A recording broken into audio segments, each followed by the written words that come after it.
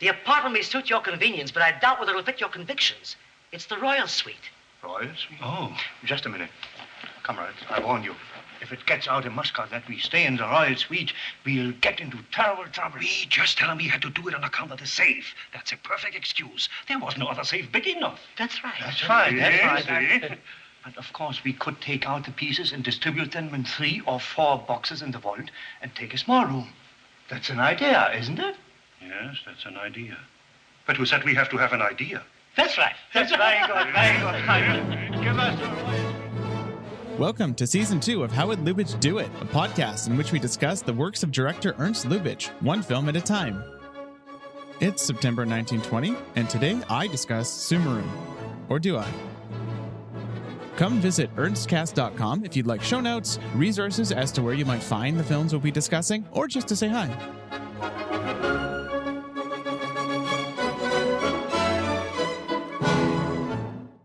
Greetings, listeners of this podcast. Let's talk about the premise of this podcast, that being the series, How Would Lubitsch Do It? The most common descriptor of the show, given to me by others, is some form of staunchly completionist. And yeah, I'm here doing a damn Sumurun episode. You got me dead to right. This show is by design imbued with the implication that every single one of these films, no matter how minor, is worth discussing. It's an ideal that I prize. I wouldn't do this whole series if I didn't. And I try to hold to it as much as possible. But like most ideals, it has practical limitations. Like Sumurun. I could recite some facts, right? That this was released in September of the year 1920. That this is Ernst Lubitsch's final on-screen role of note. Give or take a trailer here or there for Chop Around the Corner. That it's based off an old Max Reinhardt pantomime. Those are indeed all things I have read in books. I had things to say about Carmen. I sure had things to say about The Eyes of the Mummy. And somehow I'm going to have things to say about The Flame, despite the fact that it's mostly lost. But I've got to be honest. Beyond relaying things that I've read in books, like Scott Eyman's great biography, Sabina Hackey and William Paul and Kristen Thompson's wonderful work, I truly have nothing to say about Sumurun. It's not good. It's not particularly interesting. If it were overtly incompetent, that'd be something. If it were notably bad, but represented anything resembling a new development in Lubitsch's trajectory as an artist, that would also be something. But it is none of those things. It's worse. It's mediocre. To one degree or another, these early seasons are swimming upstream of the currents of sensible topicality in podcasting. But today, those currents have bested me. And I'm, as a result, taking leave of my self-imposed duty to turn over every single last stone in Lubitsch's career. So, like any good garden variety podcast host, I've asked the audience for some help, and I've collected some questions from you, our listeners. Yes, it's a listener mailbag episode. So here we go. Now I have curated these questions. If yours doesn't show up, it's because I had no good answer. And I have decided to deliver them all anonymously because a few of these are kind of combined from multiple questions I was given that were similar and that sort of thing. So here we go. Question number 1. How do you approach studying films? Do you take handwritten or digital notes as you watch? What do you focus on? How do you organize or format them? This is an interesting one because my own system for organizing my notes is unconscionably messy. I have a nearly 101 page, long Google document full of digital clippings from the books I've been reading for the show. Some episodes have only a couple little notes, for films like Romeo and Juliet in the Snow. There's like a paragraph on that anywhere. But other episodes like our History of Cinematography episode, I'll maybe have 10 pages of notes where I've just screenshotted pages from the ebooks I've been reading and then highlighting the relevant sections or just transcribing, taking bullet points. But that's how I organize the actual notes. How I actually approach the study is I first try and get people who are more qualified than me to recommend me things. I'll ask various guests to go, okay, so we're a month out from the episode. What would you recommend I read? I try and do my due diligence to read books that I personally think based on my own expertise would, lend me some background. I'm not very rigorous or organized with how I read these things. I'm jumping back and forth between 3 or 4 books usually, and most times taking clippings as I go. I can't store that many things in my head at once. I can't store a whole season's worth. So I try to go episode by episode and go, what's the 3 pages of stuff I absolutely need to have off book for this episode? And so through that kind of messy process of just trying to read as many long form books as I can, trying to unearth academic works, especially that I might not have known, it's great to have access to a lot of academics who have written a lot of this stuff on this podcast, because so much of this stuff is out of print, by the way. I mean, you can just email someone and go, hey, your book is out of print, or it's only available on eBay for $300. Can I have a copy? And a lot of academics will be very generous and point you in the direction of where you can access a copy of their work, because their interest is in spreading knowledge usually, which is great. I wish my system were better. I have over the years tried to move over to, quote unquote, better systems than just 100-page long Google document. But to be honest, I find that the way my brain works, ease of access trumps rigorous structure in my own personal note taking. And that's, I don't publish my notes because they're unreadable to anyone but me. I also want to address the question of subject. What subjects must I know to do a podcast like this? Because unlike Film Formally, where, we could do an episode on a specific subject that usually either Will or I were very well versed in ahead of time, this show I am tremendously unqualified in. I'm not a historian. So trying to spread out my knowledge among a few things has been an interesting challenge to the show, where, just knowing Lubitsch's life is not enough. I have to know season 1 and 2, a lot about early 20th century German history and the Berlin film scene, the Weimar Republic's culture. In upcoming seasons, I'm reading books on Hollywood history, on the economics of the place, along with critical and academic readings of the films themselves. So trying to get as much of a grasp as I need on the films, Lubitsch's life, the context of the time, all that to kind of create a well-rounded pool of knowledge where I can avoid at least embarrassing myself. The next question is an interesting one. Are there any lessons modern filmmakers should take from the silent era of film? I can largely group the lessons I wish people would take into 2 categories, aesthetic and historiographical. I'll start with the second one because it might be less obviously apparent.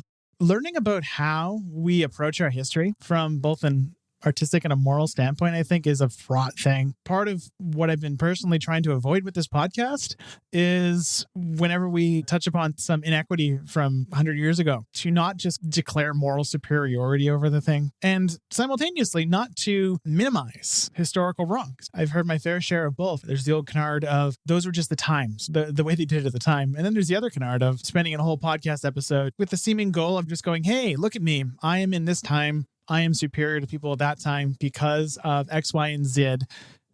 There's a hubris in that I find just completely antithetical to meaningful study of old culture, old art, that I try to avoid. If there's a major kind of ethical lesson from this show, I hope it's that it's possible to meet art that has been created in a substantially different moral and ethical context from the one we're used to, how to actually grapple with it and all those complexities. The second is just aesthetic. There are so many aesthetic paths that one can take. That's why I find myself so taken with films like The Wildcat and the Doll or Napoleon, to name a totally arbitrary non-Lubitsch film, where the techniques that define those movies did not enter into the canon of accepted techniques that dominate in Hollywood. There's this kind of idling state attitude that a lot of cinephiles even take, where there's this idea of the singularity, this endpoint, and the endpoint just happens to be whatever the dominant aesthetic is now, that every single work leading up to that point represents a step towards that. And that's not the case. The aesthetics that dominate didn't become that way because they were artistically superior necessarily. We didn't stop using many of the techniques that defined a lot of the silent era masterpieces in particular because they were worse or because they became obsolete. No, it's because of historical happenstance, economic conditions, trends. The list goes on, but it was never inevitable. And so silent film represents a real trove of wonderful techniques, many of which I think are underexplored, and I wish filmmakers would explore them.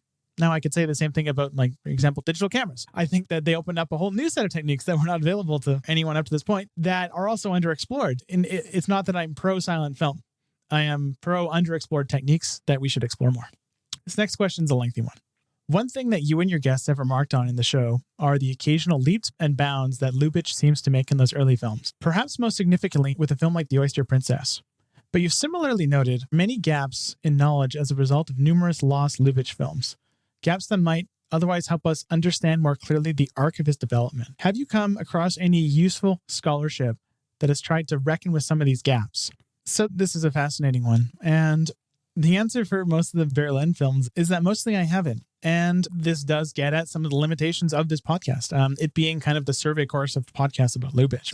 I have found an almost complete dearth of English language, at least, writing on his Lost Berlin films. I would not be surprised if there is at least some German language scholarship on this that, unfortunately, I am not privy to. Maybe when I remake this podcast in 20 years, when I've learned fluent German, maybe I can do an episode on the Lost films. The two major Lost films of the American period are of interest, though, I think. One is Kiss Me Again, which was made between Forbidden Paradise and Lady Windermere's Fan. I've already recorded Lady Windermere's Fan episode, and we bring it up. But that was a film we made with Clara Bow, and it got fantastic notices and has been entirely lost to history, which is a real shame. And then you have the film The Patriot. Again, I'm going to have to punt this because we're recording a whole episode about that film.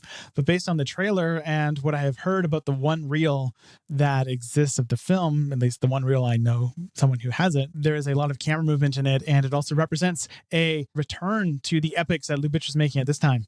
It is his only serious historical epic of his American era, with apparently lots of extras, big sweeping shots. Apparently some shots made it into Joseph von Sternberg's The Scarlet Empress. But that does actually, throughout the season, we're saying, oh, he kind of abandoned the historical epic form. Well, not entirely. That's just one example of the way that the narratives that shape how we tell the stories of artists' careers can be hugely changed by historical happenstance.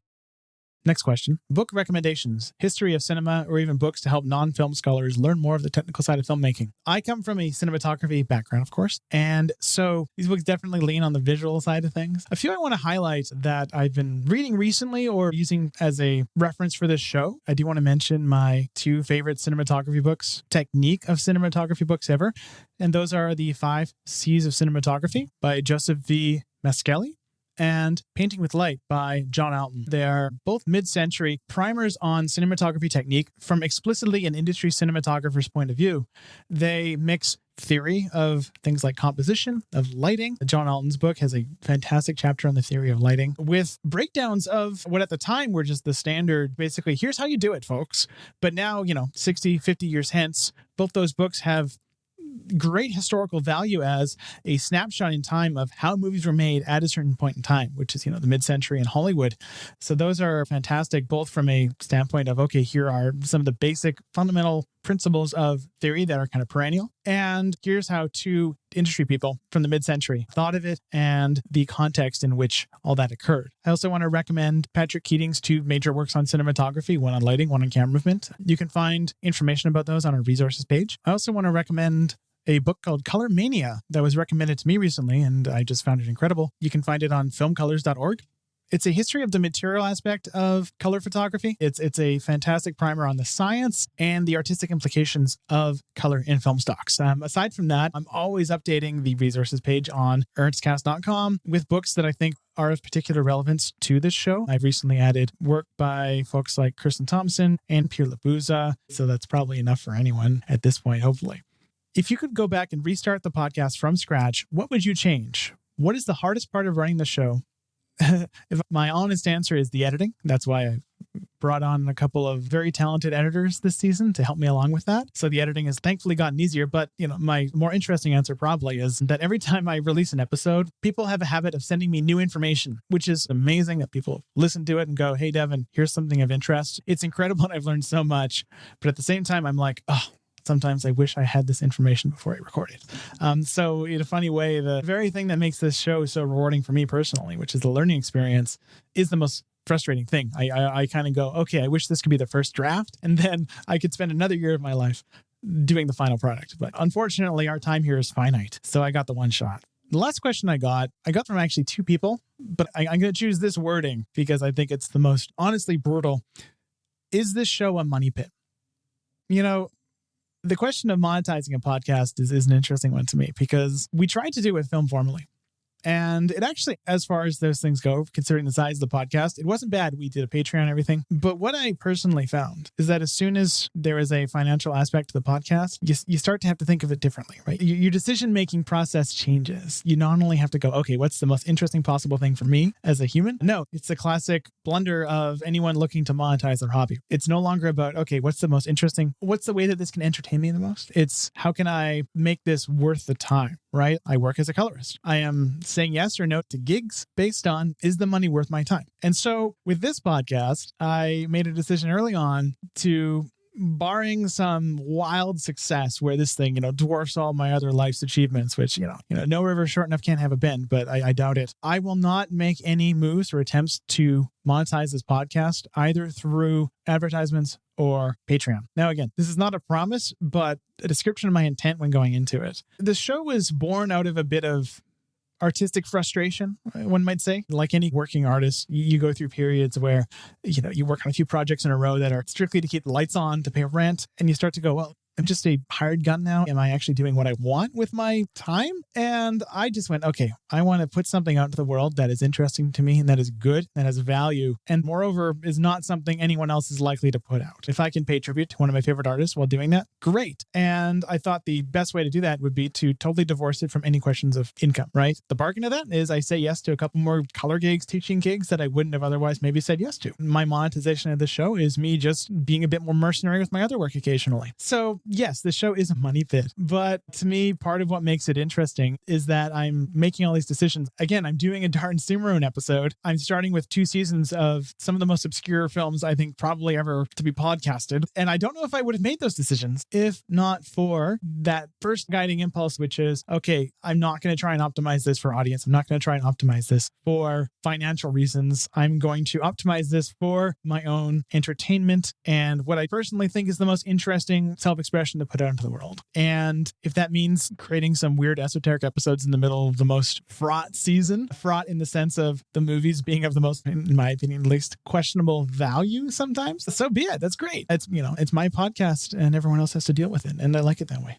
So yeah, those are the questions. Thanks for sending those in. I want to end on a couple of pieces of news because I figure if you've made it this far in this episode, you're probably in the top 10, 20 percentile of people who are into the show. So that's great. This is for you. I want to say that first, we have some fun news. I finally caved and decided to start a small, for the time being, Discord for this podcast. And basically, it's an excuse to have a glorified group chat where we can all just talk about film form, film history, and anything that interests us. And just a way to talk with people with shared interests that isn't Twitter. If you want to join us there's an invite link in the show notes, both on ernstcast.com and on the podcatcher show notes. So you can click on that and join us on Discord. We're starting slowly, and this is my soft announcement of it. I don't want to flood it with people yet, but if you're listening now, you are statistically in the middle of all the Venn diagram circles that would maybe make this Discord interesting to you. So give it a shot if you want a place to talk with us. Second, the last half of the season approaches. We are at the midpoint of the season. We have 5 episodes left. We have Anna Boleyn, our mystery episode that is progressively becoming less of a mystery because I keep talking about it. The Wildcat, Loves of the Pharaoh, and The Flame. And after that, we take 6 weeks.